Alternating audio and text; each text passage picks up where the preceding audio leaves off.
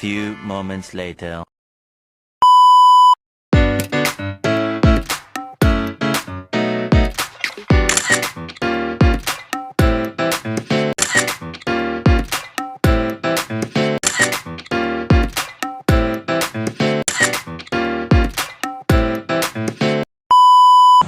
Perkenalkan Pak, nama saya Desta Handayani. Perkenalkan Pak, nama saya Nabila Sari dari mahasiswa Unsri. Ingin mewawancarai Bapak. Kalau boleh tahu nama Bapak tadi siapa ya Pak? Namanya Hasanuddin. Pak Hasan ya? Iya. Kalau boleh tahu umurnya sekarang berapa Pak? Umurnya 52 tahun. 52. Bapak 17 bulan 8 1972. Kelahiran. Kalau boleh tahu Bapak sudah berkeluarga, anaknya berapa Pak? Sudah berkeluarga lah, sudah cucung 2 ekor, anak 6. Jual anak Tino. Banyak ya. Masih ada yang sekolah Pak? Ada. Ada. Kelas berapa Pak? Ada kelas 3, ada kelas 2, ada kelas 4. Oh, berarti banyak ya Pak. Dalam keseharian Bapak ini kan pasti ada yang apa ya? Dalam keseharian Bapak ini untuk melakukan penjualan, apakah ada kendala? Dan tidak ada lah. Kalau ada yang ini kadang-kadang yang ada tamu baik. Kalau ada tamu suruhnya minggir baik dulu. Misalnya enggak lah. Kalau berjualan ini dari jam berapa Pak? Dari jam 5 sampai jam 10, 11, 12 lah. Malam. Penghasilan dari penghasilan ini apakah mencukupi kebutuhan Bapak Pak? Kalau soal itu cukup tuh sebenarnya tidak cukup sebenarnya. Cuman terima kasih lah. Ya dicukup tuh lah. Karena berhubung kita tidak baca nak itunya. Mana ya saat tunjukan wong. Ya tunjukan wong di jalan kadang-kadang tuh cukup. Kadang-kadang tuh ya malam lah cukup ya. Untuk Tinggal ya. untuk pekerjaannya sudah berapa lama Pak?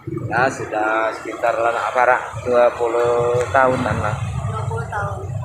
jualan di sini. Pak, kalau di sini biasanya Bapak ada yang malak-malak yang minta-minta duitnya nggak Pak? Nggak ada mati. Nggak ada. Mati yang malam-malam. Kalau rumah Bapak di mana?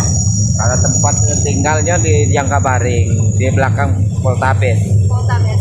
RT 18 di sana. Masih nyiwo lagi. Harapan untuk Bapak ke depan cak mana Pak? Ya kalau ke harapan untuk kedepannya tuh kalau aku nih ibaratnya ada rezeki, dapat duit ibaratnya dinyatakan rezeki, ya pengen agak kecil-kecilnya agak tempat. Nah, cuma kan tempat dekati ini masih lagi mencari dulu duit untuk kalau ada usaha. Ya, udah kita habis kecilan itu ya Pak. Iya. Itu aja Pak. Terima kasih ya Pak. Ya. Sudah. Makasih ya Pak. Pedagang disabilitas di lampu merah. Pedagang disabilitas di lampu merah merujuk pada praktik perdagangan yang memiliki disabilitas dan menjual barang atau jasa di sekitar perempatan jalan atau lampu merah. Ini adalah salah satu bentuk pekerjaan informal yang dilakukan oleh sekelompok masyarakat yang memiliki keterbatasan fisik atau mental. Pedagang disabilitas umumnya hidup dengan sistem ekonomi, subsisten, dan memiliki peralatan serta teknologi yang sederhana. Mereka seringkali bergantung pada lingkungan hidup dan sumber daya alam setempat dan memiliki akses keterbatasan terhadap pelayanan sosial, ekonomi, dan politik.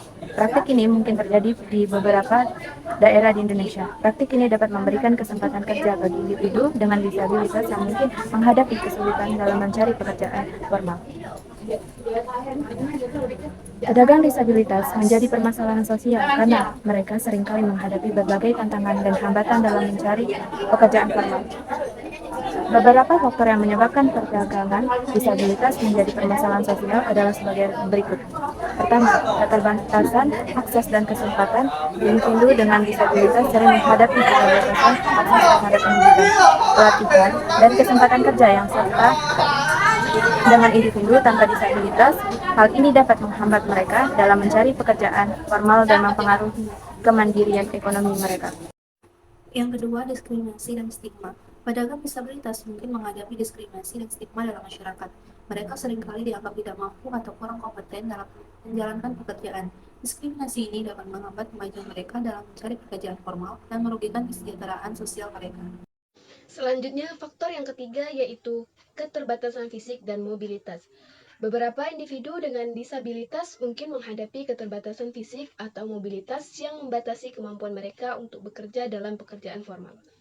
Hal ini mendorong mereka untuk mencari pekerjaan informal, seperti menjadi pedagang di lampu merah.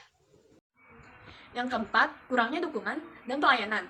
Pedagang disabilitas mungkin tidak mendapatkan dukungan yang memadai dari pemerintah atau lembaga sosial dalam hal pelatihan, modal usaha, atau akses ke pasar. Kurangnya dukungan ini dapat memperburuk situasi sosial dan ekonomi mereka.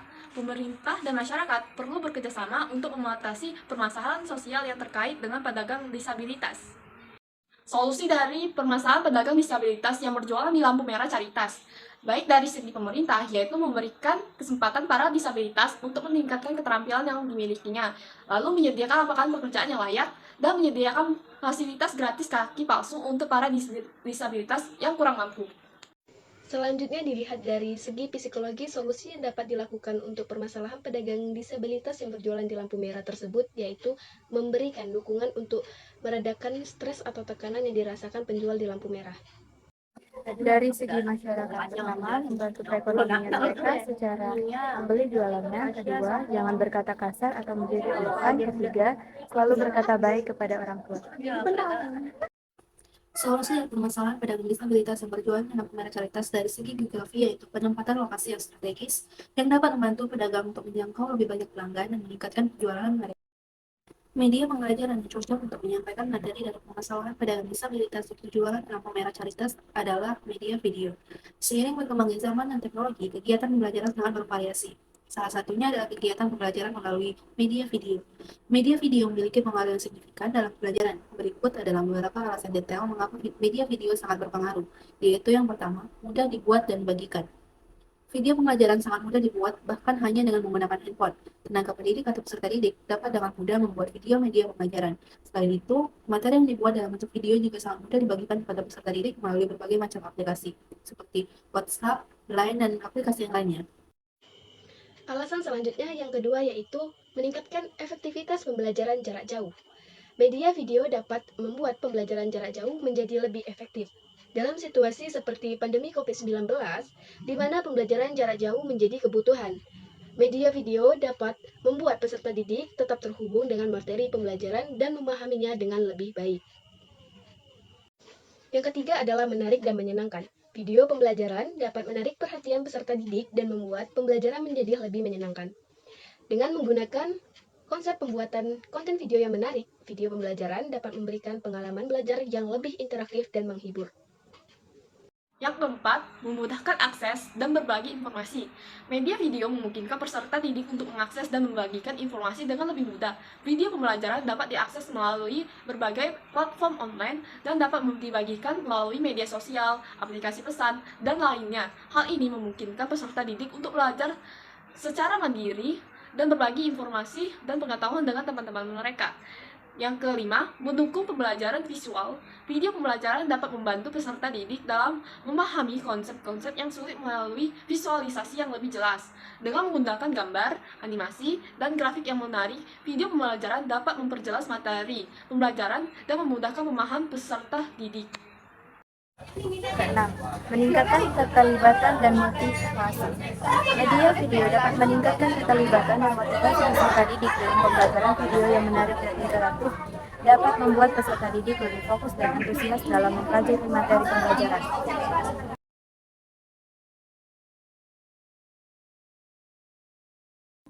Sekian video permasalahan sosial yang telah kami lakukan. Semoga bermanfaat dan menjadi motivasi bagi kita semua. Kami ucapkan terima kasih dan kami akhiri dengan